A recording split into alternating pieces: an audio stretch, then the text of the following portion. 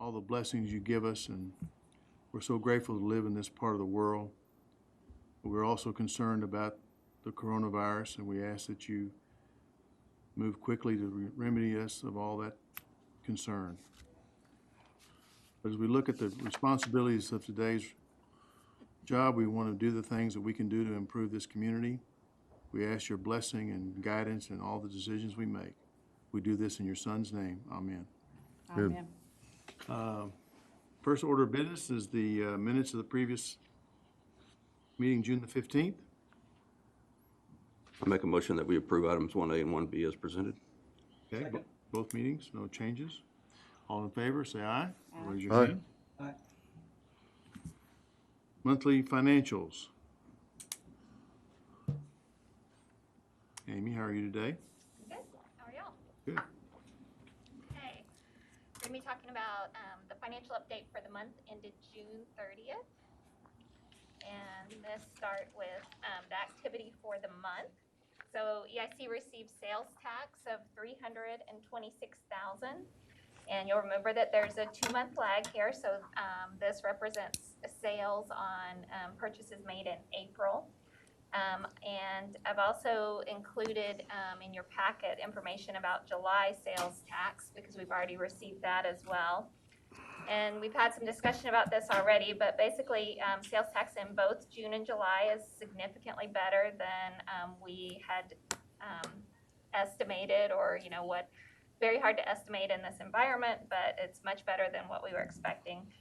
And we've looked into it, and two things that I want to highlight are that Kerrville is benefiting because we have manufacturing in our community that meets the strict requirements set out by the comptroller for origin-based sales tax, which means that when the goods are manufactured and shipped from Kerrville to, if it's an online order in the state of Texas, so lots of caveats here, but Kerrville gets to keep that sales tax.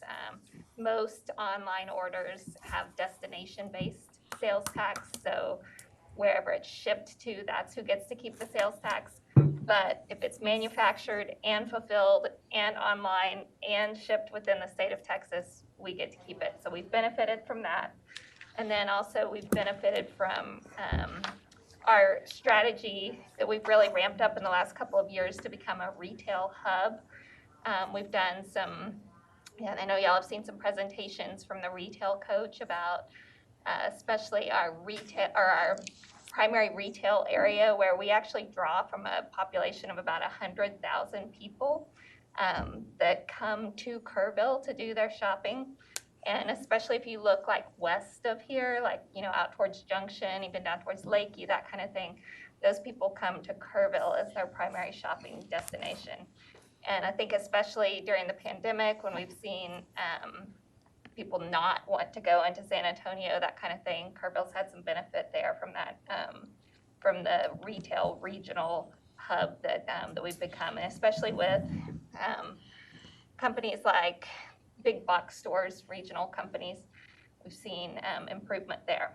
So anything else on sales tax that y'all want to talk about, or any questions on that part of it?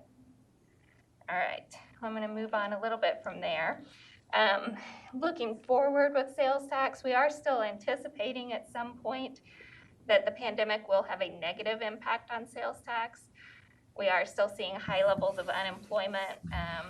We don't have June unemployment data for Kerr County yet, but we have it for the state of Texas. It came out on Friday, and it did dip a little bit down to 8.9% for the state, so back into single digits, which is good. Not sure if Kerr County will be or not. We were at 10.1% in May, the last data that was released for the county. Let's see. So we are still predicting that our sales tax will drop off at some point because of the double-digit unemployment that we're seeing, because of government stimulus that's going to be running out, and because of the recent spike in cases that we're seeing. And maybe it won't materialize, but we don't want to be too optimistic on the sales tax. Let's see, on the expense side for the month.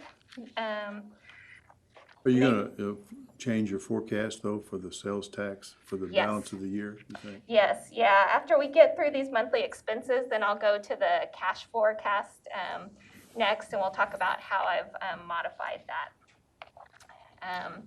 So on the expense side, a couple of projects with some payments. The airport, $1,745 in payments for those projects. Doyle School continues to make progress on their architecture and design, so that $10,000 was specifically related to architecture. And then in addition to those project payments, there were normal monthly payments for debt service and the administrative services fee, and then a little bit of professional services.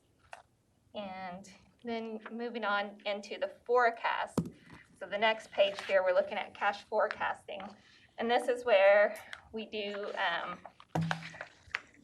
look at adjusting what that sales tax looks like. And we'll get into the 21 budget a little bit later in the meeting, where we'll talk specifically about the entire year. But you'll see that with this slide, I've projected out until the end of 2021, so that's further than what we had been looking at. And I've also improved the forecast. So it has actual numbers through July, and then forecast numbers for August and September that I still have in at 10% less than budget. Hopefully that's a conservative number. And then looking out into 21, right now we'll go into more detail there, but we're looking at taking the forecast down, so coming in less than where we are this year, but 5.4% less, so not quite as extreme as some of the other numbers that we've looked at. Let's see. And then if you look at the bottom line there on the ending cash balance, so you can see that the ending cash balance at the end of June, almost 2.3 million. And then it continues along. I have some estimates for project payments, but it varies between 2.3 and 3.4 million over the course of the next 15 months. And note, though, that this only has projects that are currently, signed funding agreements. There's nothing speculative in here about potential future projects. And then moving along to the last page, this just shows the projects that we have remaining and some information about the sales tax on a monthly basis, so you can look at that. It's very interesting to see that COVID projection column on the sales tax. So now this has actuals through July and projections for August and September. But if you look at that bottom line number, we're looking at meeting budget for the year, which is somewhat shocking to me. I wasn't expecting that. Say that again. So if you look at the bottom line number on the sales tax analysis for the year, you can see that the budget is $3,689,000, and the current projection $3,692,000. So right there at budget, which we really were not expecting to see given the COVID situation, but these last 2 months have been Gary, so a couple much of better. months ago, she Yeah, I know. projected the 19 down quite a bit, like 180,000 for most months. So it was about half of that number. Mm-hmm. And this includes your 5% projection. The 5% I started for fiscal year 21, so I didn't start the 5% until October. But August and September actually include a 10% reduction. Oh, okay, great. So we may even be a little ahead of it. So possibly, yeah. Yeah, but you can see that those actual numbers now go down through July, so we just have a couple of months left of the year.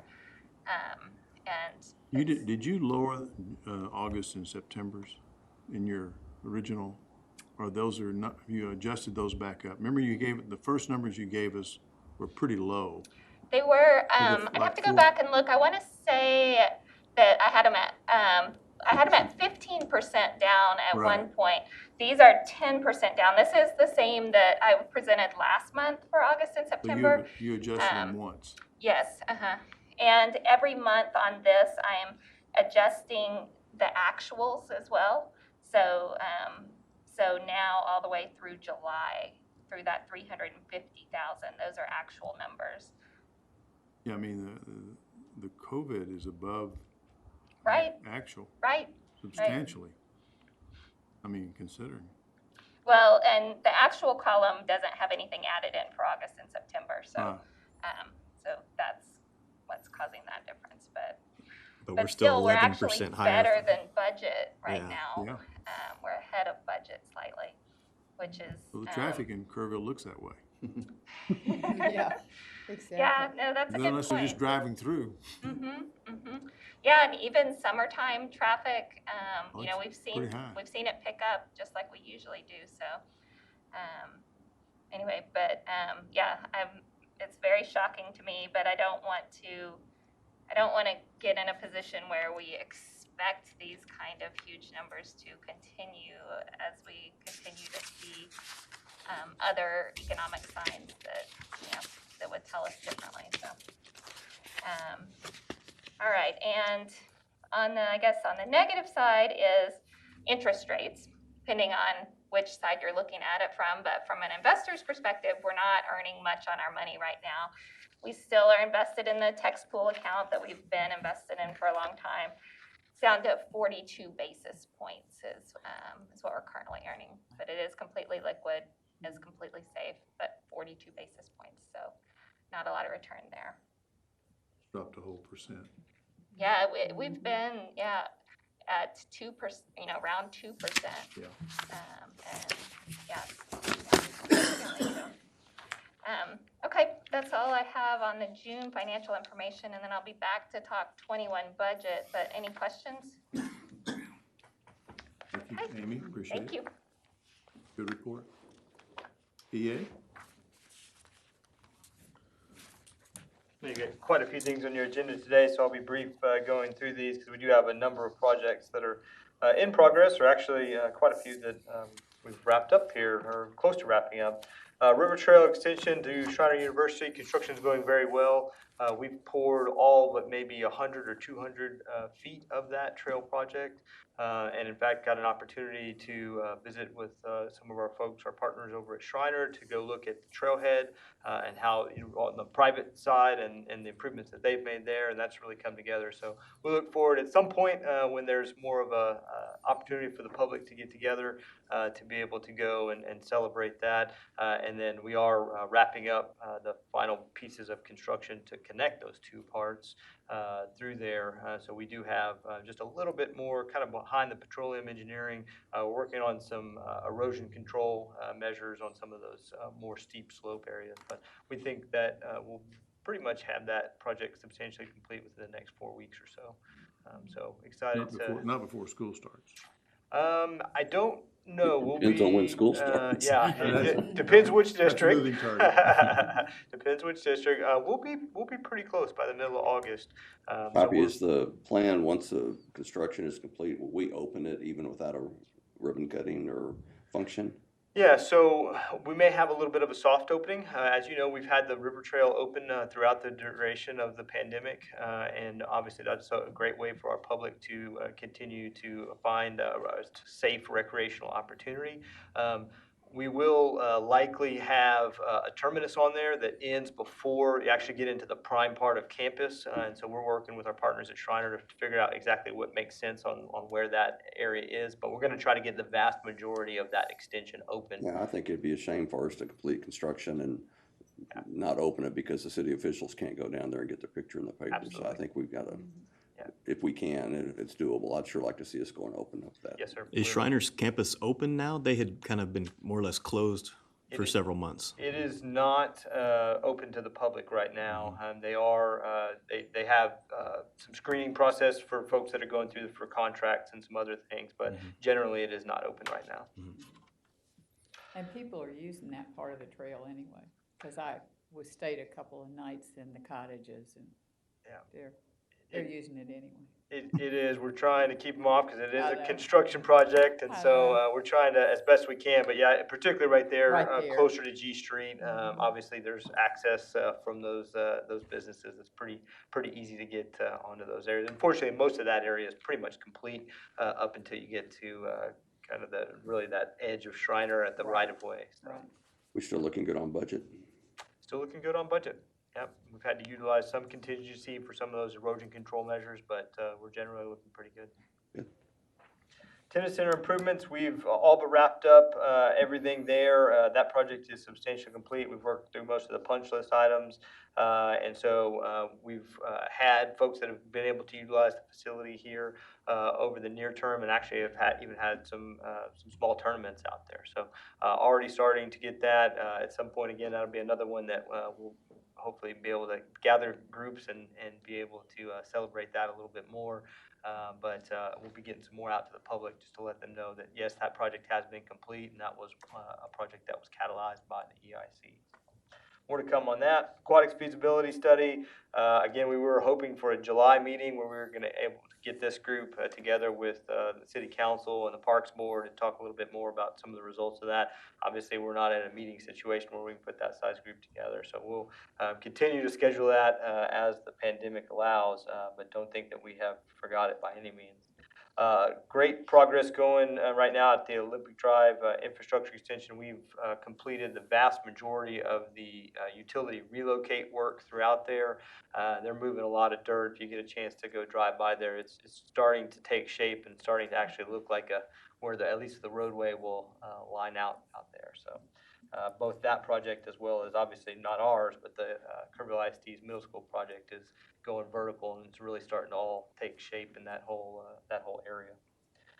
Downtown elevator enclosure project, we're working through the timeline on that one. And again, that was one I think that we mentioned to you last time. We're not necessarily utilizing EIC funding for that, so more to come on that. But we'll keep you guys posted. We know that continues to be an important project for downtown and for pedestrian access, so we'll keep you posted. In relationship to that, catch me up on I lose track of it sometimes. So the parking garage got switched over. Has the EIC been reimbursed for the parking garage? Correct. Has that happened? Correct. Okay. So that's back into our account. Okay, thank you. Legion Lift Station, that project is substantially complete at this point. We're actually going through the final process of the demolition for the old lift station. So it's up and operational, and we're excited to have that capacity. And as we're continuing to see construction around town occurring, we know that that big area of that corridor of town will now be safely able to receive utility services. So we're excited about the economic impact it's going to continue to have for Kerrville. Very important project. Loop 534 Guadalupe River Utility Crossing, we are in the processes of working through the engineering. We've gotten some preliminary TxDOT approvals and continue to work through the engineering approvals with them. We're hoping to have that project out to bid within the next 4 to 6 weeks. So just dealing with two state agencies, both TxDOT as well as the Texas Water Development Board, there's a lot of process that we're working through. But moving forward, we're making progress. Thompson, Spur 98 infrastructure extension. We have wrapped up really the vast majority of the actual infrastructure work on that. And if you haven't driven out there, certainly go by, because it is absolutely catalyzing activity over in that general direction. You're starting to see some buildings going vertical there at the landing. So, and actually starting to also receive some inquiries from adjacent properties in that area about development interest. So I think that corridor approach to that utility extension is absolutely what the EIC intended by incentivizing that effort.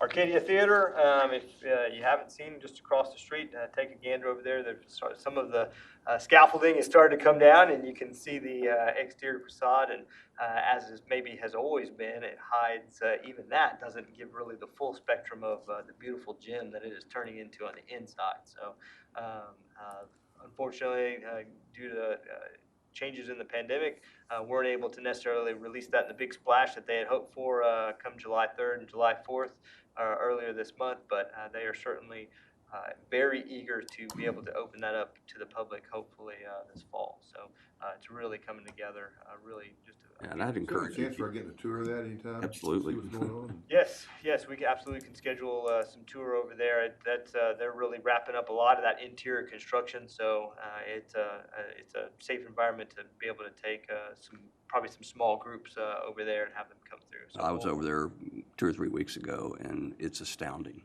I had no idea it was going to look that good. I mean, it is. It's exciting. Kerrville's never seen anything like this. It's phenomenal. And from the other side of the river, it's so great to see the See sign. the sign. I mean, it's just really cool. And I don't know if you remember the big red enamel kind of L-shaped pieces. Larry Howard's been refurbishing those on his own, and he just about got them finished and put all new LED controllable lighting on the inside. I was down at his shop watching him, and I tell you what, they're going to go down the side of the building along Oh, that how walkway. cool is that? And it's That's going to neat. be a sight to see. Let me tell you That's what, wonderful. we should all be very proud and thankful for that project. We'll work on getting some tours lined up here soon. Yeah, maybe we could do it 30 minutes before one of our meetings or Sure. something, just, quick walkthrough or something. I'd love to see it. Sure, absolutely. It's a great idea. Okay, we'll work with you guys on schedule. Airport improvements, Mary is continuing to work with TxDOT and FAA in progressing that. I know she's made a lot of work. TxDOT, it's a TxDOT prime project as far as them working through the engineering efforts. So again, that can always be a process, but Mary is diligently continuing to push that forward. And then Doyle Community Center improvements, my understanding is that is going through the architectural and engineering elements right now. So we're hopeful that they will bring that forth as a construction project here in the near term. Be happy to answer any questions you may have. I just want to know, are we still going to, at some point in the future, have an airport briefing when it Yes, makes absolutely. sense? Yes, we did not schedule that for tonight, given the breadth of other topics Sure. we had today. But yes, Sure. we've talked with Mary about that, Okay. and we will try to bring that forward in a near-term meeting. Any other questions? Okay, thank you very much. Okay, next is nomination and election of officers. I would like to make a following recommendation or motion.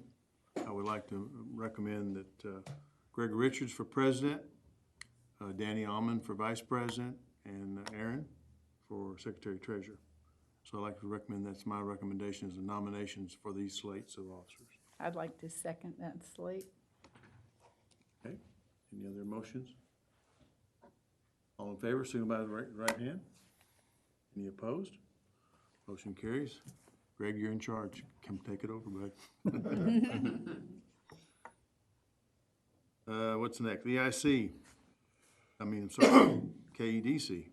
DC. Are they here? Are they coming on? Well, we're doing So, I think we just need to pick a representative. 3B is for the representative. Oh, we need, that's a pick, that's a nomination, that's right. We need to nominate somebody to be our representative of KEDC. I'll make a motion that we nominate Maggie McGee for that position.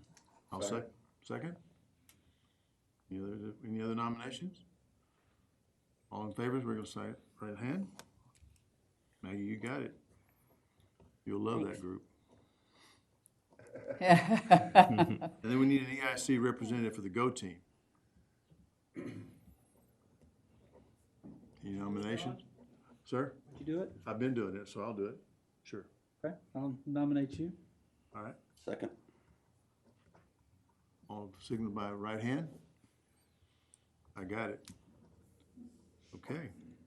KEDC Annual Workshop, Work Plan Review and Budget. Give us just a second, we're gonna get Gil lined up online. I believe he's plugged in. We'll get him as a presenter on the screen. He's gonna zoom in remotely. Gil, go ahead and share. All right.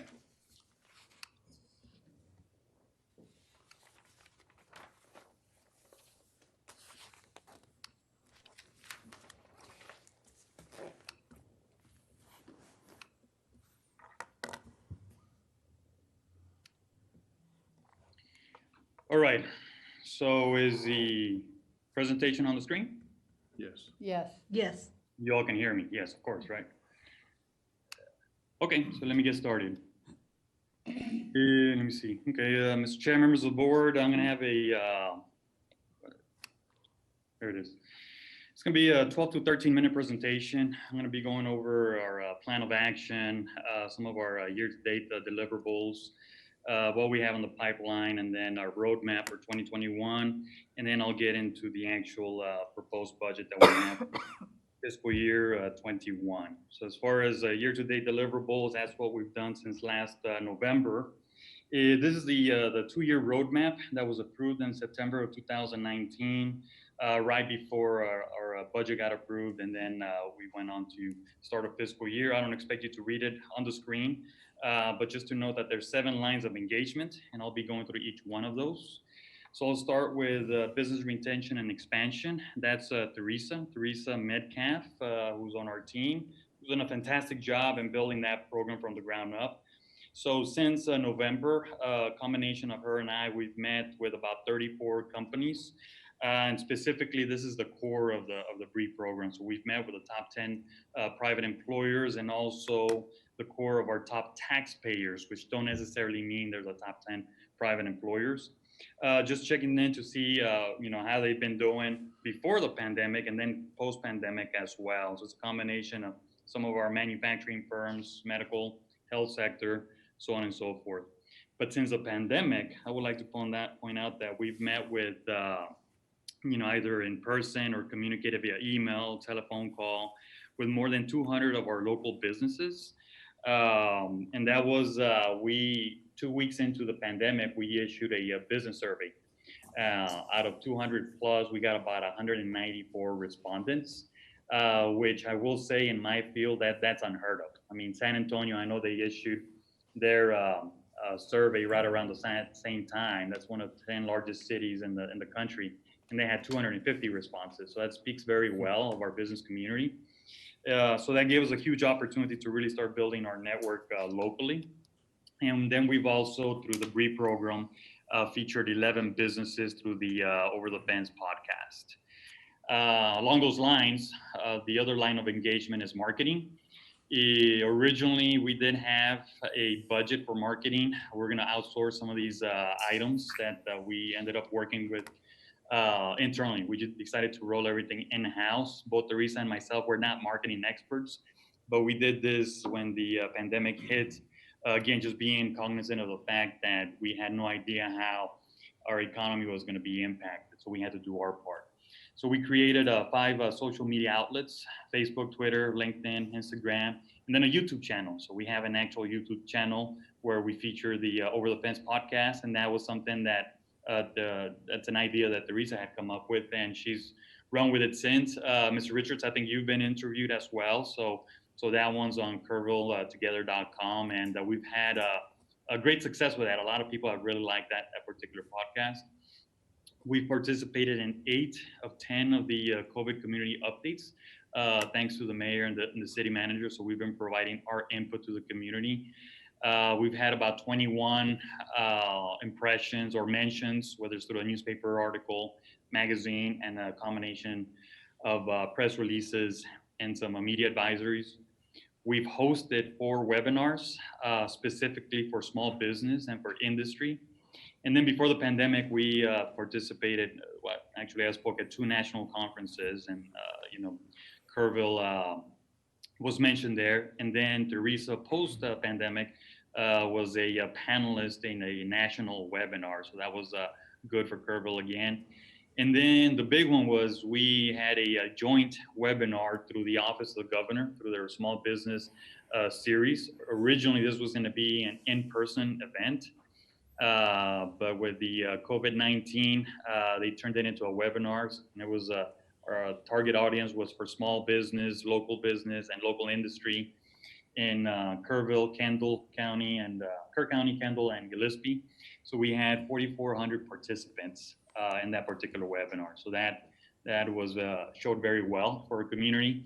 And then KerrvilleTogether.com. That's something that we created internally, which was a collaboration, an interagency, a true interagency collaboration between all those different organizations. And the Office of the Governor provided a lot of information and some guidance as well in putting that together. On the workforce, human capital, we worked with Workforce Solutions, Workforce Commission, Alamo Colleges, starting to to really work closely with them as well. And as a result, we ended up hosting Texas Workforce Commissioner Julian Alvarez, as well as Dale Robertson, who's the executive director. I think he's still interim, I'm not too sure. And this was 2 weeks before the pandemic, and some of you all had the opportunity to meet the commissioner. And from his visit, he met with two companies, and then we've communicated with him with another company. So there's Project Skymaster and Tin Roof, and I'll explain this here in a bit. That we're working with them, and there's they have pending applications for skills development funding, and then All Plastics got approved for a little over 170,000 for workforce training. So again, this is the role of the EDC working with the states to, what I like to say, import money into our community, specifically to our local businesses. Encouraging entrepreneurs. Again, there was a series of seminars and workshops. There's another line of engagement that we had. We had a huge participation in the Hill Country Economic Summit, some roundtables, one-on-one visits with entrepreneurs. Then we've got a 40 under 40 campaign, which is ongoing. We've gotten in excess of 40 applications. We've got quite a few applications. So we hope to be making those announcements here in the next 2 to 3 months. And again, that was done through the lens of entrepreneurs, as well as a podcast, small business series, and again, the curvetogether.com. The other two lines of engagement, stakeholder communication and organizational housekeeping. On communication, you all have seen the KEDC highlights. That was our way of providing a quarterly report to stakeholders or different entities. And then we're going to be following up on the 2019 stakeholder retreat that we had, whether it's going to be in person or virtual, we still don't know, but that's scheduled for later this year. And then again, we had another item in there for creating or working on some kind of a forum. So we had the Hill Country Economic Summit that we're a partner with, and then also our roundtable discussion with Commissioner Alvarez. Organizational side, our 2-year roadmap, which is our go-to document for everything that we're working on. And then we also, there's a work in progress, which is our policies and procedures, and then revisiting our economic incentives guidelines. So now on our last line of engagement, I like to say this is where the rubber meets the pavement. So kind of like everything that I've touched on, essentially, it's kind of like football, right? It's okay, so you broke all these records, you made all these plays, you won these games, you got to the playoffs, but where are the Super Bowls, right? At the end of the day, that's what we get asked. So we generated 32 leads, or worked on 32 leads. 7 of those were internally. So through Teresa and myself, doing some outreach. Whenever we would hear of a particular company, then we would conduct that outreach. So we worked 7 of those leads. One of them was an actual walk-in through our office, which is here at the chamber.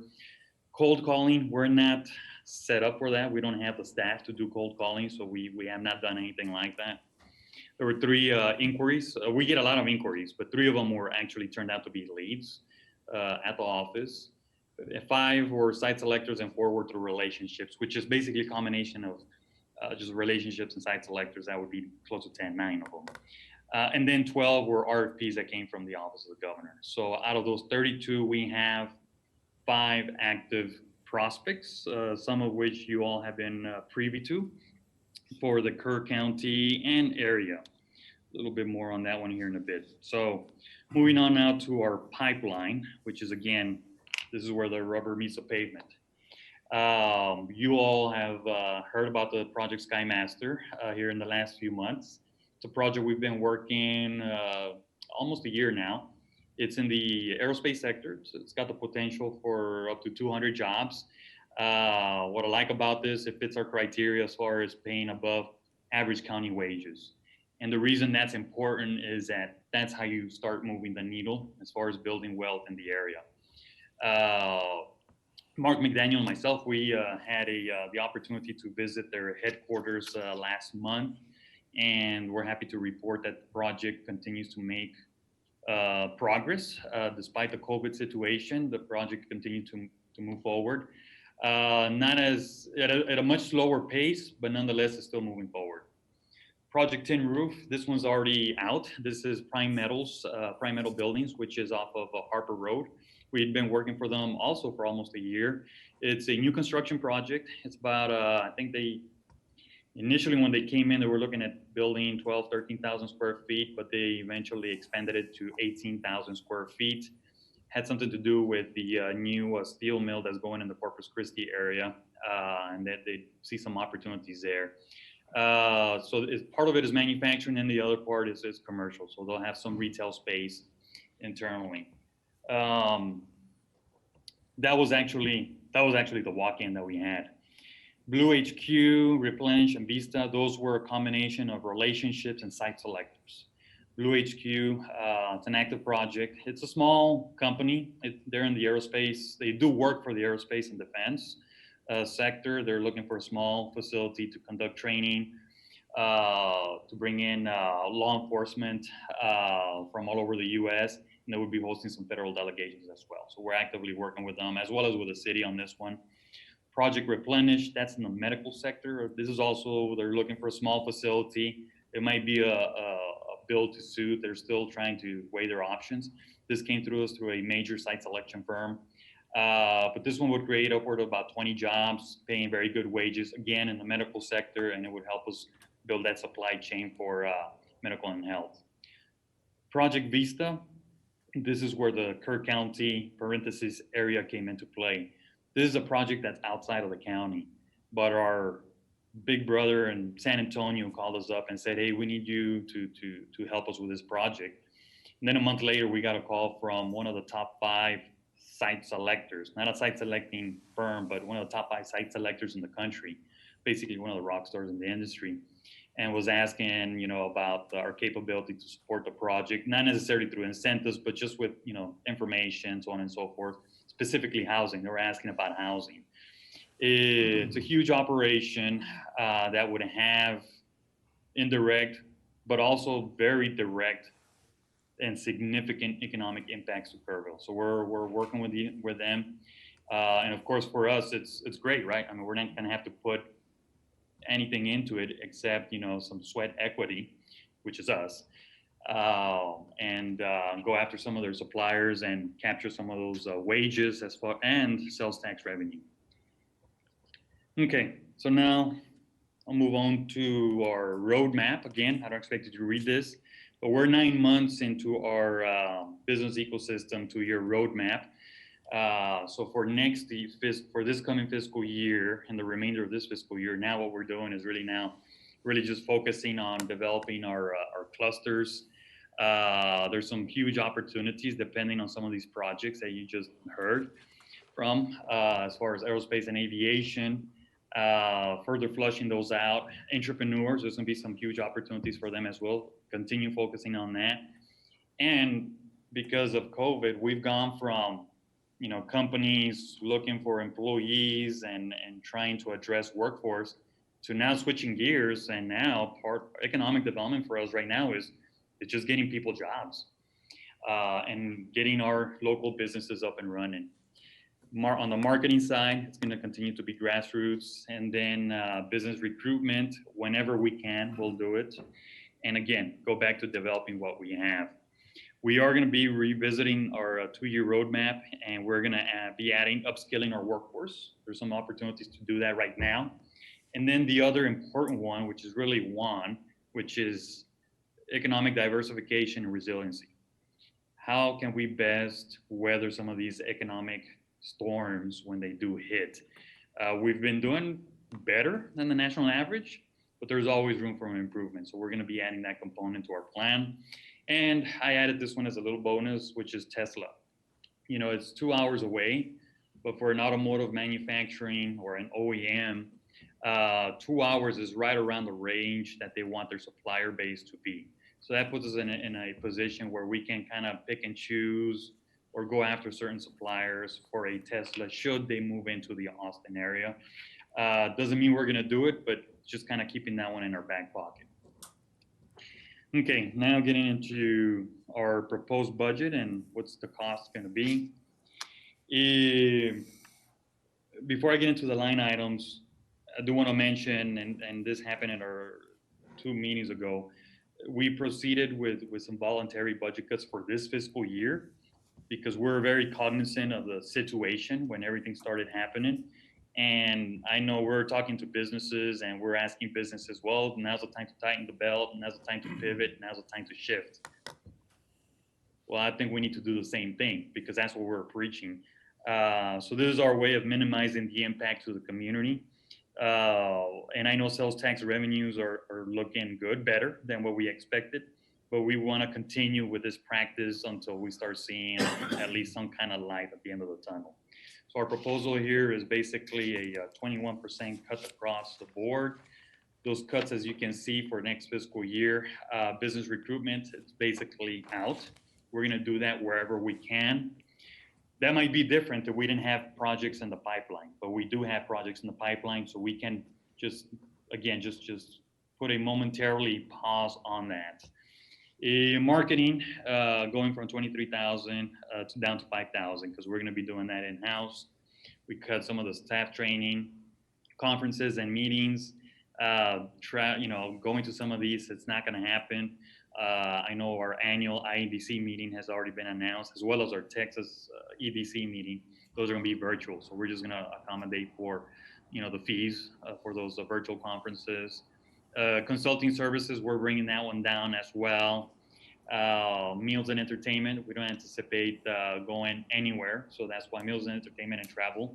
We're only leaving enough for 2, maybe 3 trips, specifically if some of these projects, we still need to work with them and we need to make some additional trips or take a delegation.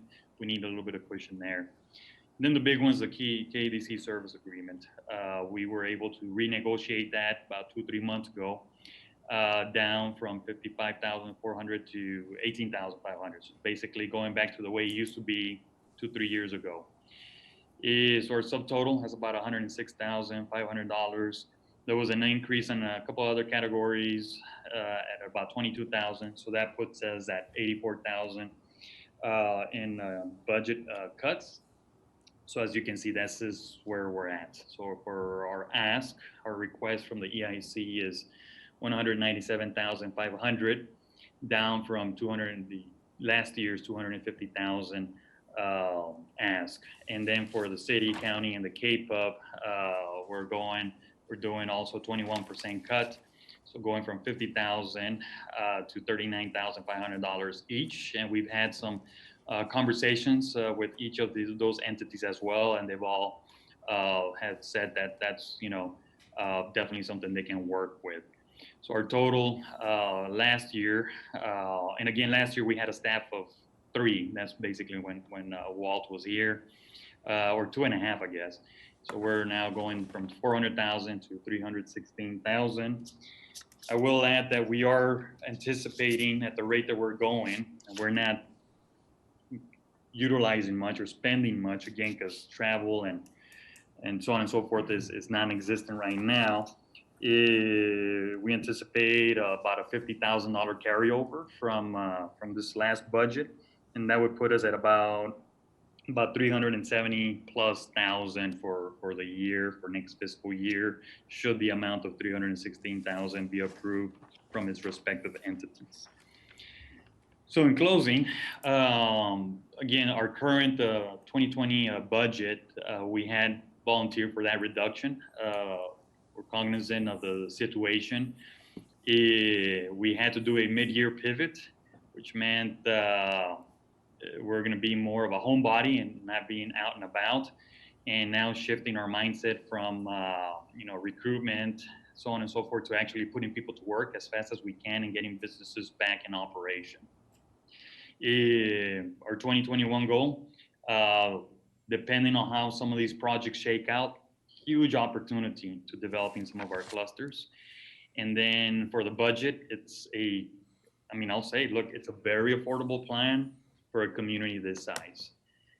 However, I will ask that, depending on COVID and on some of these projects, that if there's an opportunity to have some kind of a marketing campaign that would make sense, to definitely just if we can keep that door open for some possible funding, where we might come back, 6 months down the road.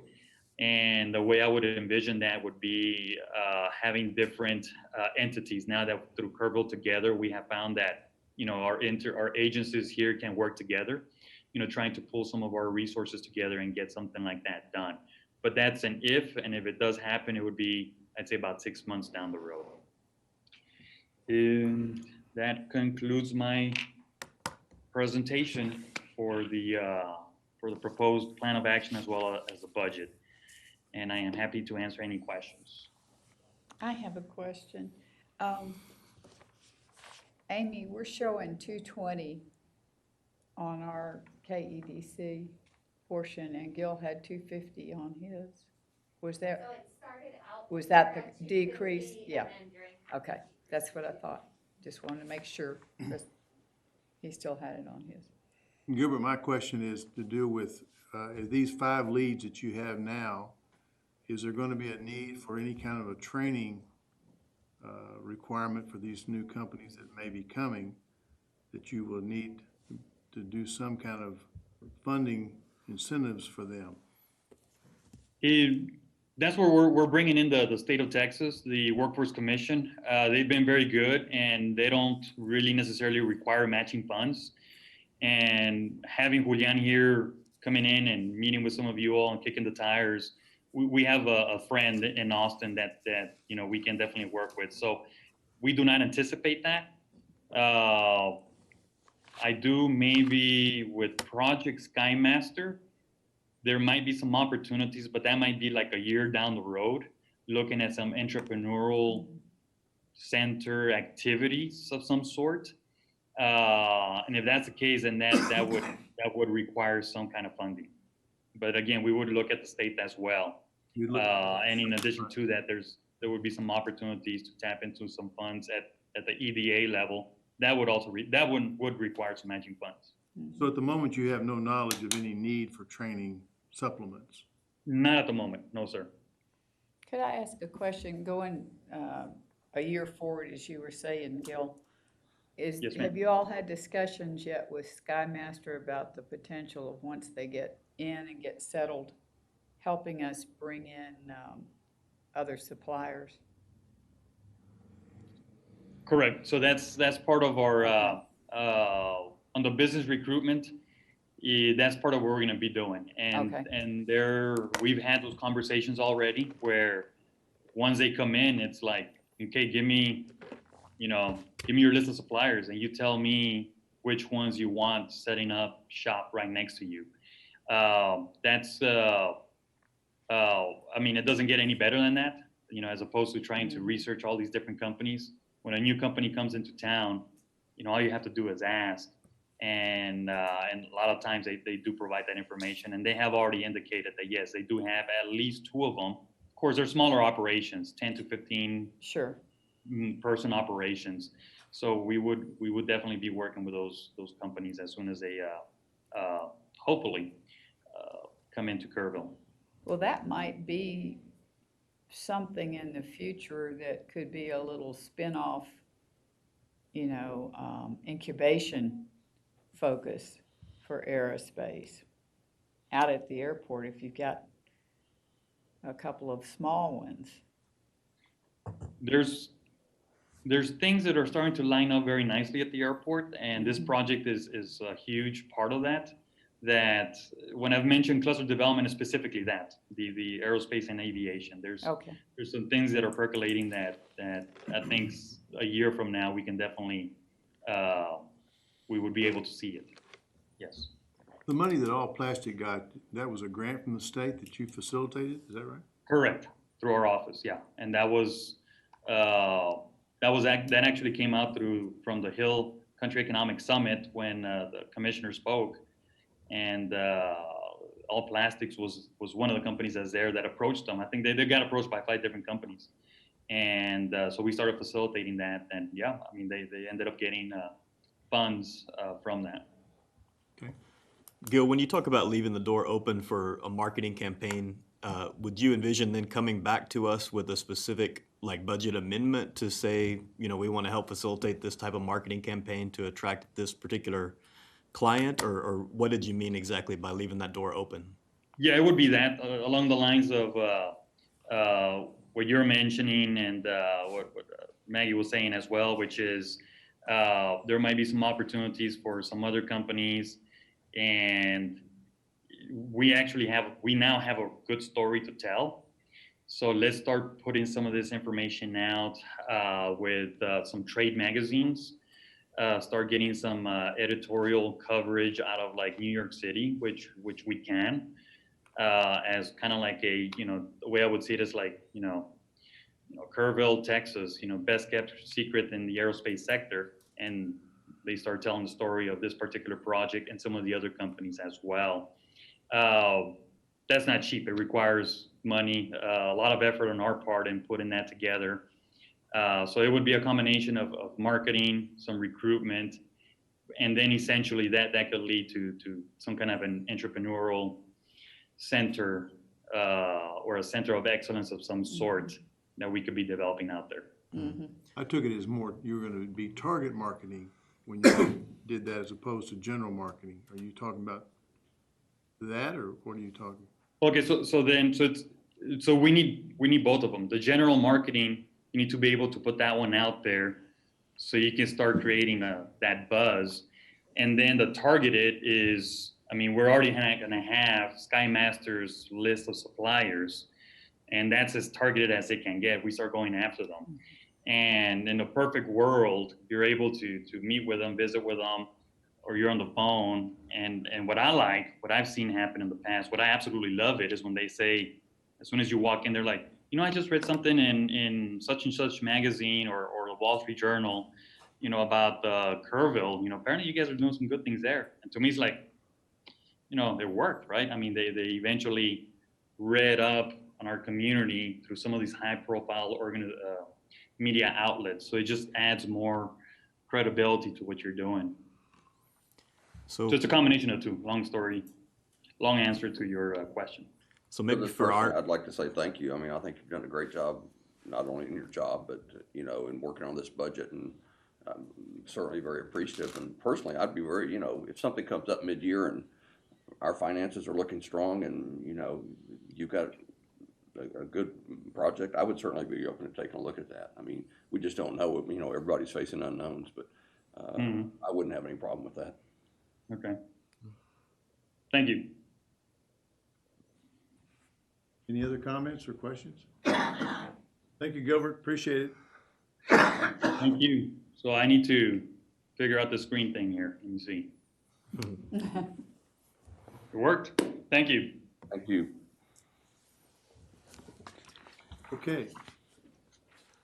Amy, I guess it's back to you again, isn't it? Yes. Update on direct city budget regarding EIC for 2021. All right. So first I'll start with just a little bit of information about how this works. So this is our first time to discuss the proposed budget for 21. So today is not voting to accept the budget. Today is just going to be a discussion and getting input from y'all. We still have time to make changes. We'll come back next month, and next month is when you'll actually vote on the budget. And then it also goes to City Council, and City Council also has to vote on the EIC budget. So it's kind of a multi-step process. And as you'll see when we're going through it, we're not budgeting for projects that we don't know about. So similar to what Gil was asking about, obviously as things come up during the year, the EIC board has the opportunity to vote and approve funding agreements, and it's, you know, whether or not it's in the budget or not, EIC has the opportunity to approve those funding agreements. So just because there's not specific new projects budgeted, that doesn't mean that EIC is not planning to do new projects. So we're just going to talk about this piece of paper that you should have at your place. And this has 5 years worth of data on it. The very first column is the fiscal year 20 estimated column. So we've talked about most of that in the financial presentation. The proposed budget is the next column, and that's what we'll spend the majority of the time on. But then there are some just projected out years with just very basic assumptions, but just to kind of give you an idea about what kind of cash balance would be building over those years, and what EIC has to work with over the next couple years. So I'm going to start with revenues, and sales tax obviously is the biggest revenue that we have. We've talked about some of the things going on with sales tax. It's obviously very difficult to predict sales tax right now.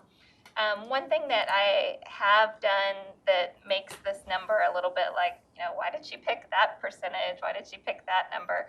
Is we're looking at the general fund budget right now as well for the city. And so the general fund gets sales tax and EIC gets sales tax. And those budget numbers should be in sync. 1/3 of the sales tax goes to EIC and 2/3 goes to the city. Because of this kind of timing issue with the city budget being a little bit different time than the EIC budget, this year those numbers are a little bit out of sync. They're not exactly 2/3, 1/3. You can't do the math. And I like being able to do the math and make it exact. So anyway, so the reason why some of these numbers are like you see them is because this is looking specifically at the general fund budget. On the general fund budget, we obviously have a lot more considerations as far as property tax and lots of other revenue sources, and then having to balance it with all the expenditures to come up with a number. But in general, looking at, things change on a daily basis depending on the sources that you look at, but economists are worried about the current spike in COVID cases and what that could potentially mean, especially if there's additional shutdowns. And also, we're seeing, I've been looking out at, what are other cities doing? What are other cities projecting? It's still kind of early, so there's not a lot of data out there, but I do have a few cities that are out there, and basically like 1 to 10% is the kind of range of decreases. I saw one city that was projecting to be up a little bit, but anyway, 1 to 10% is of the 4 or 5 cities I could find that had put some projections out there. That was the range we were looking at. So we wanted to back off a little bit our 10% declines that we've been looking at because we've done better than expected. So anyway, taking all that into account is where we've come up with this decline of a little over 5% compared to the current year budget, 4.3% decline from 2019. But anyway, getting us to 3.5 million for sales tax. So that's the biggest number on the budget here. Then we have a little bit of money for interest income. Not much, so definitely projecting that interest rates are going to continue to remain low there, so only $10,000 there. Moving into the expenditures, a little bit for miscellaneous supplies, that kind of thing. And then you'll see a bigger number here for professional services. So professional services, right now we have $50,000 in for a downtown river trail concept feasibility plan. Is there anything you want to add on that one, EA?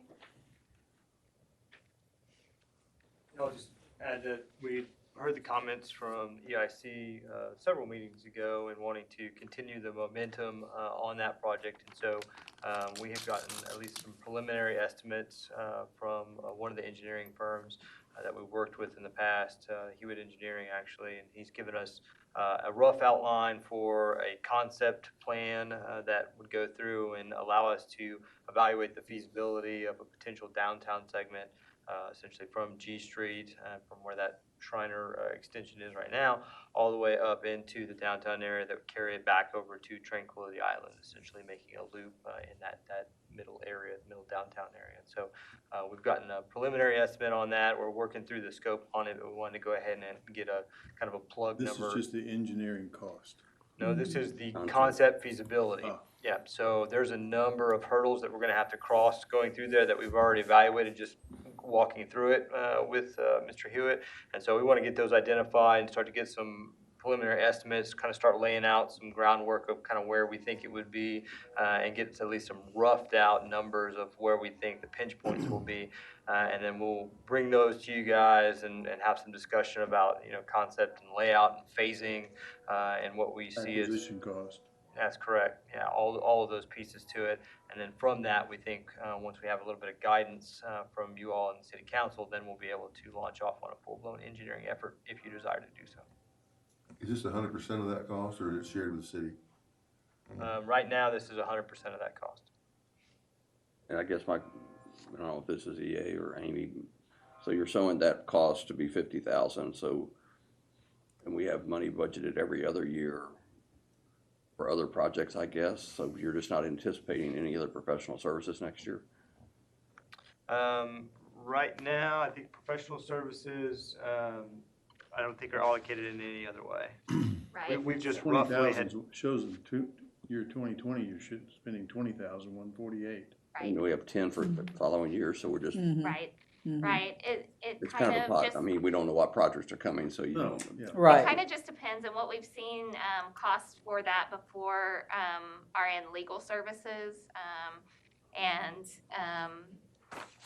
It's one of those things that it depends on the project and what kind of, stipulations might be involved. But this This is not one is completely a spec- plug number. The 10,000s are plug numbers. Yes, they are. The 10,000s are a plug But number. the It's not any kind. 50,000s is a known number. Correct, yeah. Yeah, those 10,000s are not allocated for any sort of contract or retainer or anything like Right. that. It's just looking at, And that's where this budget Historical. kind of gets funny, in that mhm, we don't know what is coming, and so Right. we can't budget Right. for it Right. up Right. front. right. So if and- another project comes that needs professional services, then we just have to do a budget amendment and. Yes.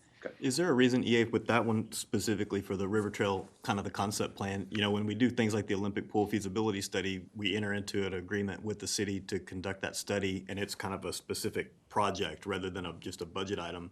Is there any reason why that one is handled differently this time? The only reason that we brought that forward is because we did have interest expressed from the EIC in wanting to continue that momentum and to be able to plan for that over this coming year. And so we immediately launched off into starting to get some early numbers on what a concept feasibility plan would be. And so we just wanted to indicate to you all that we had done that for you all, and we're planning on moving forward with that within this budget.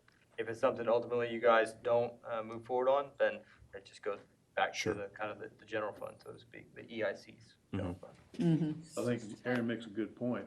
It normally falls within the scope of Right. a project Yeah, as opposed to standing it alone.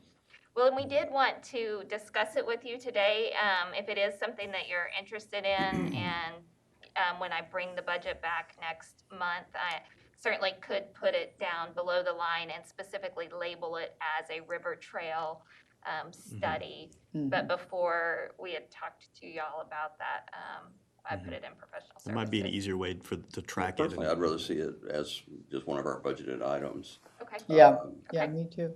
okay. And I guess part of the question was in the past, Danny, is that we shared that cost with the city.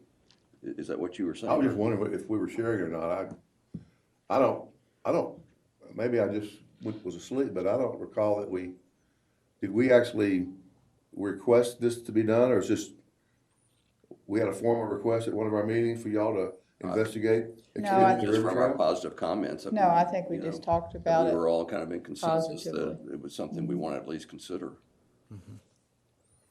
Yeah, but Yeah. certainly that is something that we wanted to discuss in this session right now, is to talk about, is that something that, the EIC board is even interested in Well, I'd putting like in your to budget? speak strongly in favor of it, and I think I've sent to several of the members here, and I will to anybody else that wants it. The river trail, to me, is way beyond a quality of life project, which I think we all know it is. If anybody's out there, I've got pictures on my phone of families and people on those tricycles and little kids walking dogs, and how much use it's getting right now during COVID times. So that aside, good health and well-being, quality of life, those are all check. But I think what is often overlooked is the fact that it is an economic development lure and incentive in its own right. It is that very kind of quality of life amenity that makes us a good target for particularly corporate headquarters developments, but any kind of more upper education, upper pay company looking for a place to locate. It is that very kind of project that is the icing on the cake and becomes extremely important. So I think we need to get out of just thinking of it as a nice thing to have for our community and start thinking of it as a fact that it's really important to attract new business, because it is. When you look at the debt service, Maggie, you know, every debt service item there is River Trail. So it's a substantial amount of money is being Right. invested in River Trail. So Right. the return on investment is, you know, is what you look at a project, what is the return on investment? Hard to measure all of what you just said, but it's a measuring factor. You have to try to measure the factor of what you do. Well, there is research that will show that there's a direct link between perceived quality of life and location decisions. Well, sure. And so, I mean, I may not be able to give you a monetary value, but I can tell you that it's There's been there. studies done. I mean, their numbers are out there. And my only comment is maybe instead of having it as an administrative expense, that concept study, maybe it having it identified as a particular project I agree. so that we can I track agree it that with way. that. That makes sense. That's a good point. And when I bring this back next month, I'll move it out. That'd be great. Down below the line and specifically identify it as a river trail feasibility study. Great, thank you. All right. Moving down the line, the next line item we have is KEDC. I have it in at the 197.5 that Gil just requested. The administrative services fee, that's the fee that's paid to the city of Kerrville for all of our time and services. And we are leaving that flat at $185,000. We're leaving that flat because our general fund budget does not propose any salary adjustments. And we're looking at a lot of cost decreases across the board there with potential revenue declines. So we're leaving that flat.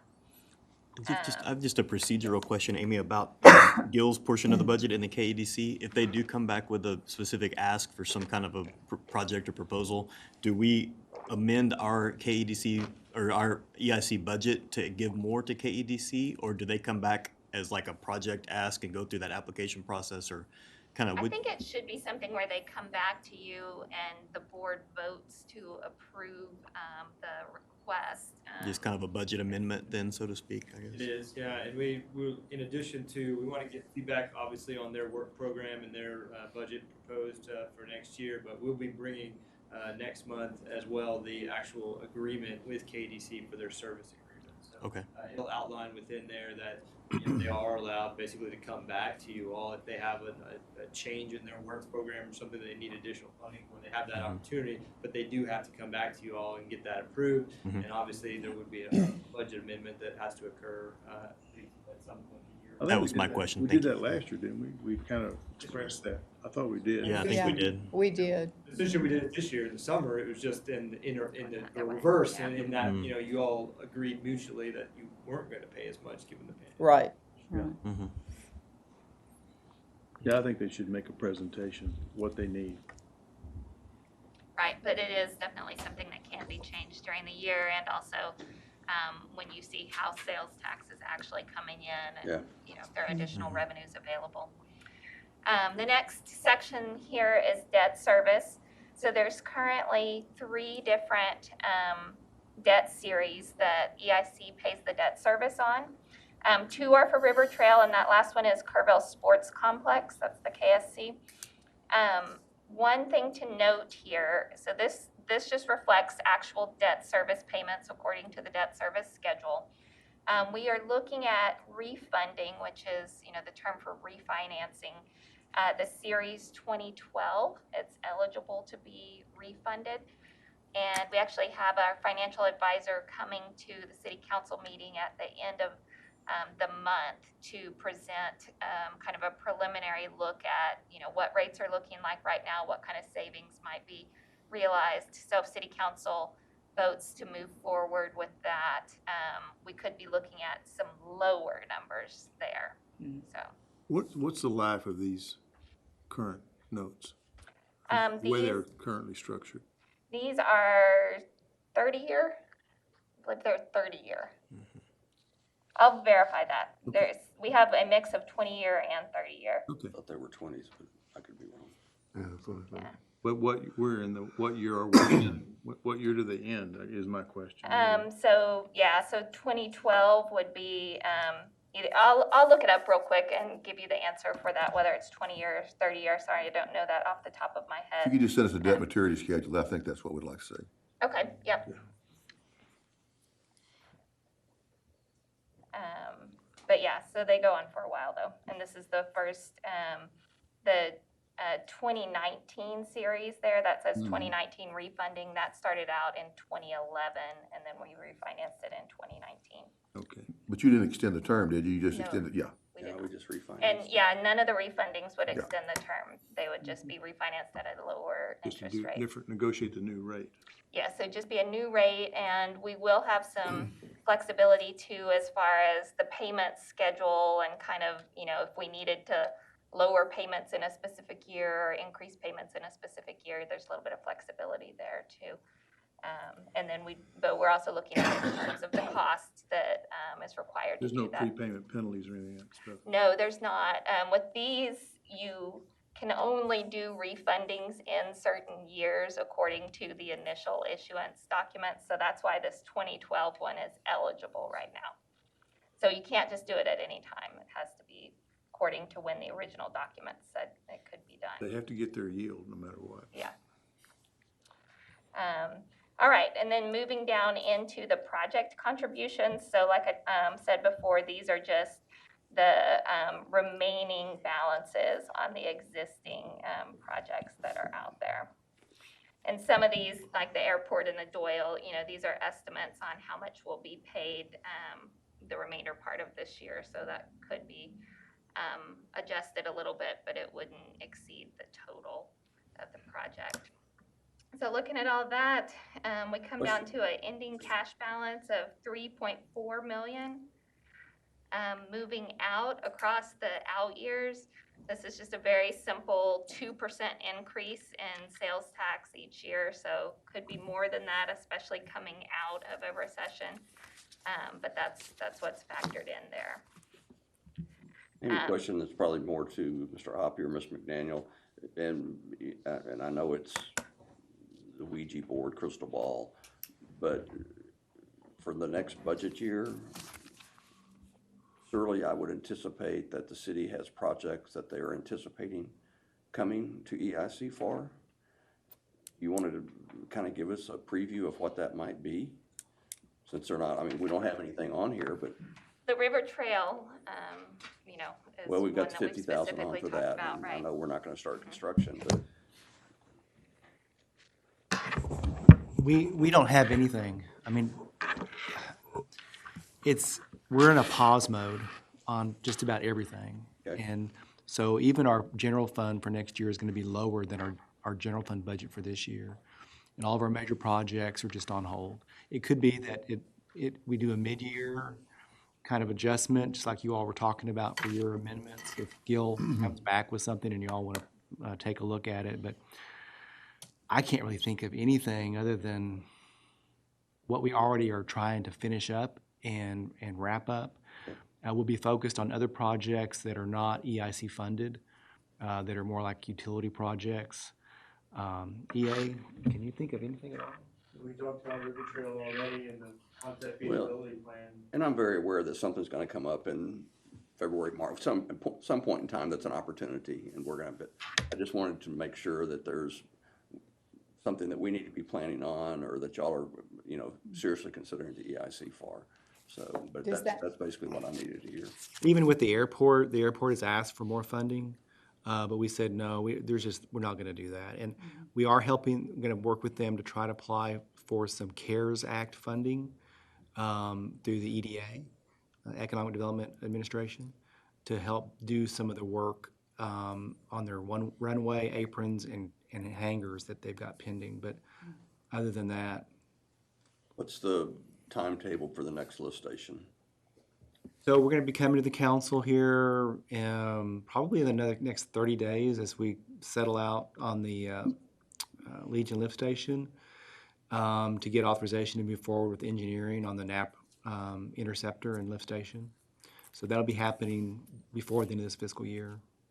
So is that, again, I guess that's one of the projects I would think about is, do you anticipate EIC? No, sir, that's all currently Texas Water Development Board funding that's left over from the Legion project. Super. Could I ask one question? So everything on downtown redevelopment everything's on hold?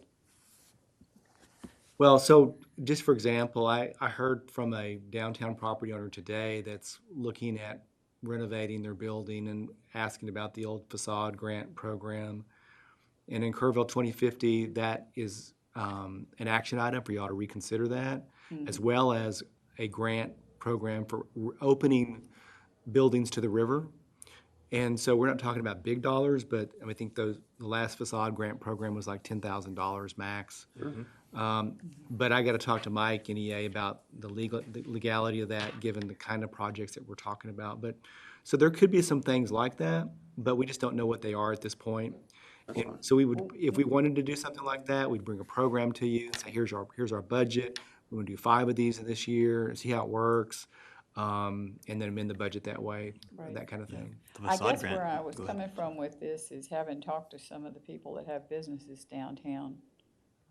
You know, I think as we come out of COVID sometime, I think a lot of them would benefit by some facelift activities, some opening up to the river activities, something that would just kind of re-energize downtown at that point, so. I'd agree to it too, and I'm obviously a big cheerleader proponent, but, if you ran that River Trail boardwalk up high I know, through that area, it would just, it's gonna be a no-brainer for those businesses want to turn Right. around and be able to access it from that side of the river. exactly. And I had one more question, and that's if there's any news about the downtown hotel. I'm sure they're totally on hold too, but are people still talking to people, or? They are definitely still alive and kicking. We're ping-ponging back comments from their plans, and they're spending money on architects and good. engineers. So they're telling us they're funded.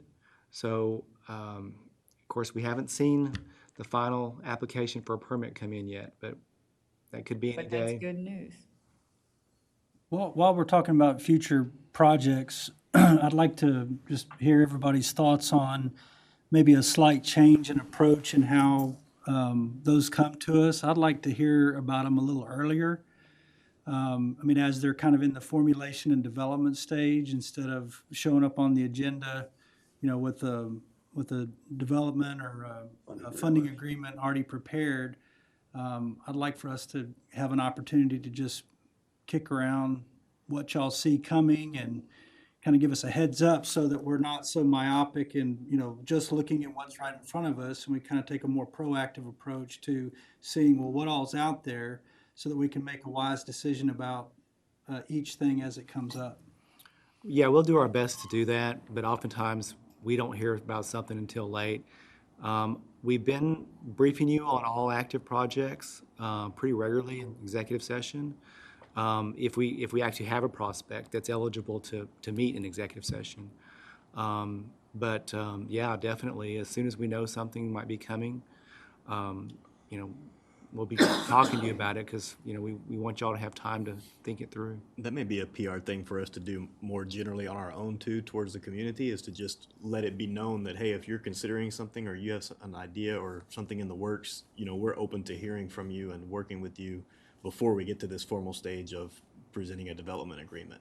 Just letting it be known out there that we're not just a board that meets once a month and says yes or no, but we're a board that will work with you and take your ideas and help develop them to the point where they're ready to be presented. Yeah. Well, KEDC does that on the job side. Yes, It's correct. the other side that's not really done. The job side is done. Mhm. Because you have KEDC, and just like Skymaster, we've known about that for a long time.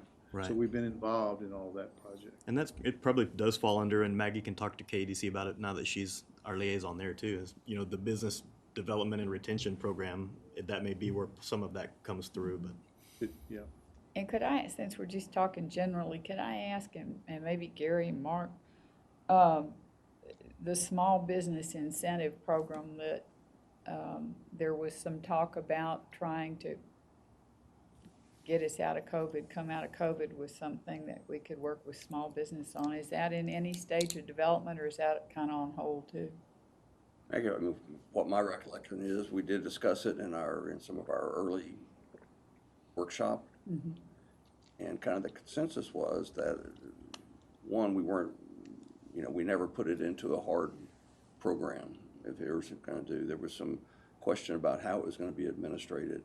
And to be honest with you, there was some discussion because we were talking about, I think, $1,000 to $5,000 grants, is that right? Grants. Mm-hmm. And we just weren't convinced that $1,000 or even $5,000 was going to extend the life of a business. Right. I mean, it's going to buy them a month, maybe, or, whatever, some period of time. And we just weren't convinced it was good money spent. I'm not saying that we're not open to discussing it further, but it just never got any traction. Mm-hmm. Well, and it was about that time too that we started getting data about how many businesses in Kerrville actually took advantage of the PPP Right. funding, right. and it's significant. It was significant. I was very surprised at the amounts and the number of awards. Yeah. And again, I think some of it was budget consciousness. Mm-hmm. We're just concerned about where we're spending our money. Sure. What I'm thinking about looking forward is Wolfmuller's going out of business. I mean, how many empty storefronts and things we'll be having right down on Main Street, and what, if anything, could we do proactively or with KEDC or whatever to make sure we don't end up with an empty downtown? So Maggie, and I don't think you all are aware of this, but Main Street Board has kicked off a retail retention and recruitment strategy. For Oh, the wonderful. I didn't know that. So they're using the same consultant that we use for the citywide study, and we've had them on retainer since they've done the study to help us with big box retail and some of the other retail that Amy was talking about earlier as part of budget. So they're focused now on the downtown, and they've already done some metrics on the downtown about visitors and so forth. And then we're going to be going through a series of stakeholder interviews with property owners, Good. business owners. Good. And then they'll be developing a strategy around just the downtown, which actually includes the entire Main Street area going all the way to the East End and up Earl Garrett and over to Francisco Lemos. Wonderful. And the other aspect of that, Have they ever briefed us? I don't remember them us interrelating with them. No, because it was pretty much a council-driven activity I at that see. time. But, I mean, they can do that. That's not a problem. I think in addition to, with TERS coming on board. Right. Yes, We've yes, got, yeah. it actually has a little bit of money in the bank now, or it will, I guess. And we've got a new board that's been appointed to that. So, and they have to spend that money in that downtown That business area. district area. So there's going to be some opportunity. Okay, great. That's good, thanks. And just to confirm on the debt service, EIC's debt is all 20-year debt, maturing in 2031, 32, and 35.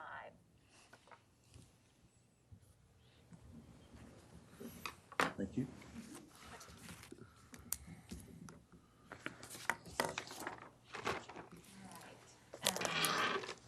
But yeah, certainly if you look at that bottom line, ending cash balance number, just to kind of give you a general idea, we're looking at somewhere around $3.5 million in revenues, somewhere around $1.5 million in committed costs, mostly to debt service, and then about $2 million that will either be building or could be allocated to projects. Well, I think it's been made the statement, you have to be in a conservative frame of mind, even though things have still looked pretty rosy for us. We should still be thinking conservative for the next Speaking my language. Thank you. 18 months. I mean, Now, 50,000 here and there doesn't make a lot of difference, but it might make a big difference later on. All right, so next month, I'm gonna come back to you with, I'll have the River Trail feasibility study broken out separately as a project. I'll have the sales tax number fine-tuned a little bit more, with our general fund number. We'll be finalizing that one on July 31st. So I'll make sure that the EIC portion mathematically works correctly. But it should be very close to this number. Any other changes? I just got, since you don't have anything to do for the next 10 or 12 days, you know, I'm off or anything. Yeah, I'll be on vacation. Y'all ought to see the crazy agenda that she's got between now and the end of the month. It makes no sense. It's a funny way to run a business.